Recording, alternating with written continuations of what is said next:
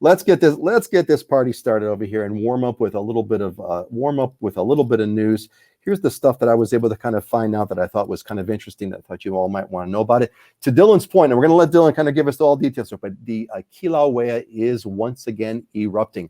The world's most active volcano was dormant for a little bit, but Kilauea is back. So Dylan, I think we may have to have another show there with our favorite auntie and uncle who live on the Big on the volcano side, if this thing kind of gets anywhere.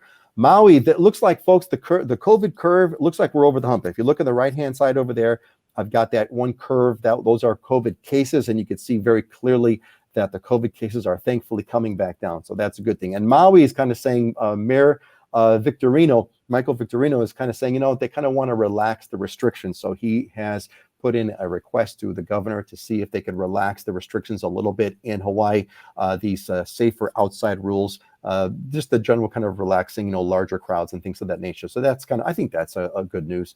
And I'm going to want to hear from Scott about this one. The Oahu short-term rentals, that's what STR stands for, short-term rentals. Short-term rentals, looks like there's some bills advancing to restrict short-term rental. I think where it's at now, the big headline was that they're looking at restricting short-term rentals to anywhere on Oahu except resort areas. So, for example, like Waikiki, Ko'olina, which is on the west part of Oahu, or the Kuilima, which is on the north shore of Oahu. So there's designated resort areas. Seems like they're going to be clamping down on everything else. I want to hear about that from Scott, some more details. Scott, I know, Scott, you've been following that. And finally, folks, I've got some bad news. You can no longer be swimming with dolphins. Those days look like they're over. There used to be a bunch of things on the. Let me go to full screen over here. There used to be a bunch of things on the Big Island and Oahu. Used to be able to go on dolphin tours and swim with dolphins. That looks like it's coming to an end. There's some federal laws that are clamping down and going to make it illegal to clamp with dolphins. Finally, look at the weather. As usual, Hawaii's weather is perfect. Look at those temperatures, not varying by a degree, practically a degree, no more than 2 degrees, no more than 1 degree actually on variance. All right, that's the news for today. Let's kind of go around clockwise over here and get a local news update. We got a lot of stuff to talk about on the real estate side, but a little bit on the local news. Dylan, what's up? Give us the news. Big on it. Anything in we talked about the volcano. What you got for us? Yeah, I almost didn't notice. Like I've said before in the past, those of us who live here, the volcano goes off, and it has been for 30 years. We had a break here from 2018 to 2020. There was a little eruption in 2020, and then it stopped again. So it's been like another year of the volcano being off. But yeah, interesting enough, it started back up. The VOG really isn't back yet. It's probably going to take a while. But the interesting thing about this eruption is they measure, they estimate the amount of lava that's coming out of the ground, and they're saying that this eruption is similar to 2018, and not similar to the previous eruption prior to that, and this is like an interesting number, right? Is that in normally between 3 and 5 cubic meters of lava per second was coming out of the ground. That was kind of like that long eruption from 83 to 2018. And then in the big eruption of 2018, it was between 100 and 200 cubic meters per second. So, I mean, huge additional amount of volume coming out of the ground. And so that's based on their measurements, what the flow has started with so far. But it is contained to the crater at the moment. It's basically filling the crater up with lava. So we'll see what happens. But, just another day with an active volcano on your island.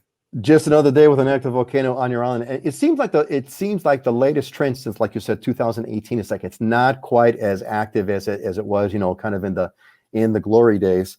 And Heather is agreeing with you, Dylan. Who needs a Christmas tree for the holidays when you have an active volcano? Absolutely. There you go. Hey, they're great. Hey.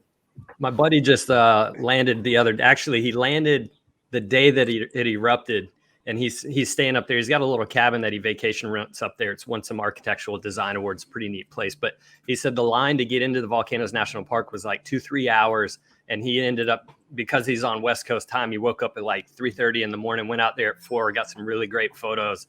He says amazing looking. He was sending me some. It was pretty cool. Yeah, there's something about there's that. I don't know. There's something about that red volcano, that glow, that lava flow glow is just an amazing one. Thanks, Natasha. Natasha has posted something on the in the chat, in the Facebook chat, for with some info on the eruption. Really appreciate that, and we also want to go check that one out. That's excellent. Thank you, Natasha. Really appreciate that contribution. Heidi, give us the Maui news. What's kind of happening? What do you see kind of going on in Maui that's not real estate related?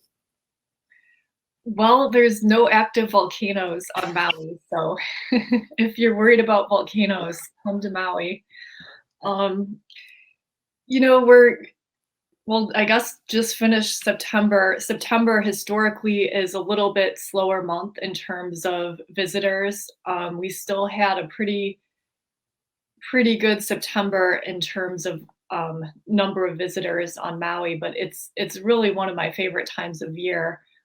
Because the ocean's nice, the beaches are nice, it's warm, it's kind of end of summer here.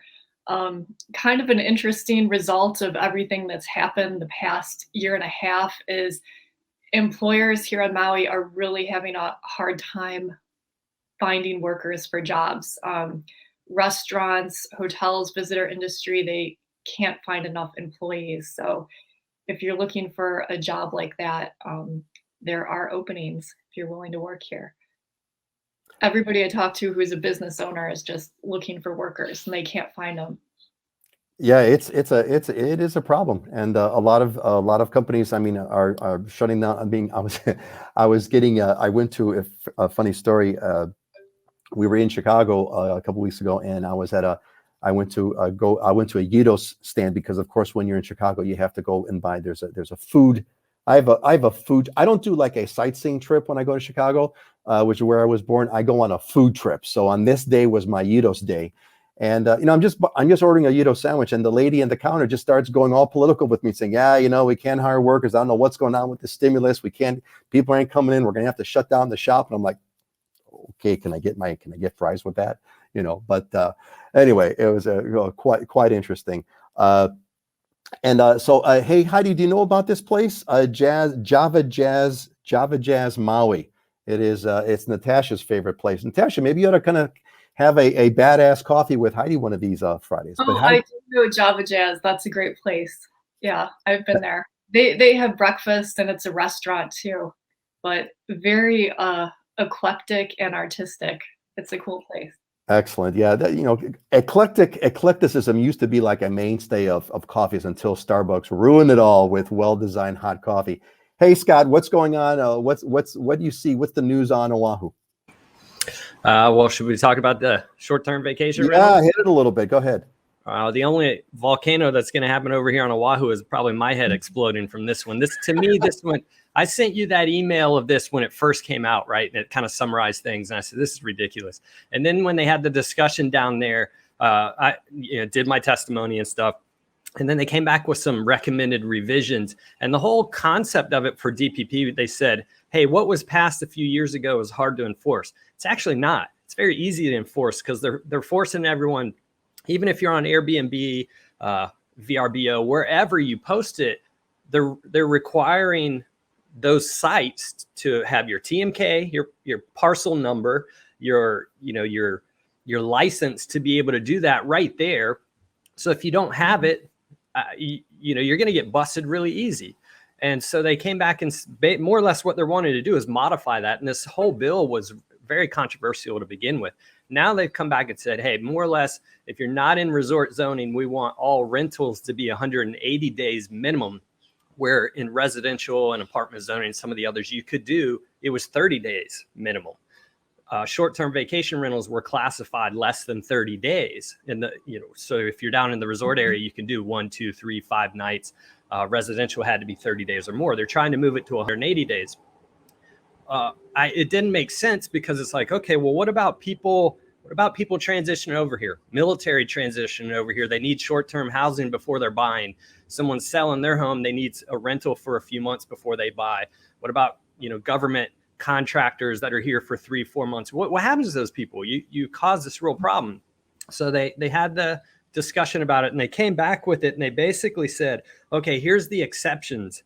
Full-time students full-time remote workers, military in transit, homeowners in transit, low-income renters that are on a shorter lease or whatnot. And I thought about it. I'm like, you talk about difficult to enforce. And here's the kicker. Prior to that approval, you're going to have to get approval from the Department of Planning and Permitting for this. So just do the basic math. 20 to 25% of this island's population is military or government related. They're transitioning people all the time. Full-time students, people moving over here who need temporary housing. We're talking people in the thousands. They can't even get permits through DPP in under a year for new construction and things. How are you going to handle this and get pre-approval for that? I mean, this is the epitome of stupid government at this point. It drives me absolutely nuts. And it has the hotel lobbyists written all over it.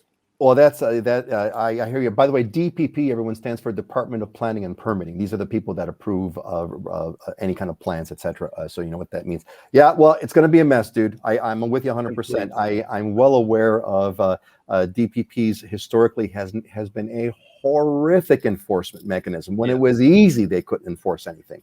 And if this gets passed, it's going to be a train wreck. There's no way they're going to be able to do this. So that's my rant for this morning. It irritates me because it stinks to the hotel industry at that point, and there's no common sense to it. They've actually made this a more difficult thing to enforce rather than easier. Yeah, unfortunately. But you know what we're going to do? We're going to transition back to some loveliness because Heather told us that she just swam with dolphins in May. So we're going to do a task switch. So we just talked about the evils of the DPP and stupid government, which we're all unfortunately terribly familiar with. But Heather Lovell just swam with dolphins in May. Good thing you did there, Heather. So glad we did it, but now totally understand why they're shutting it down. It was a bit of a mess with so many people. Yes, so indeed. And Ray is with us. Ray Dix, welcome, Ray. Ray is a member of the Islander Ohana, is going through the current cohort, and he's hanging in Kailua. Awesome, Ray. I'm glad you are here, Ray, with the rest of us. All right.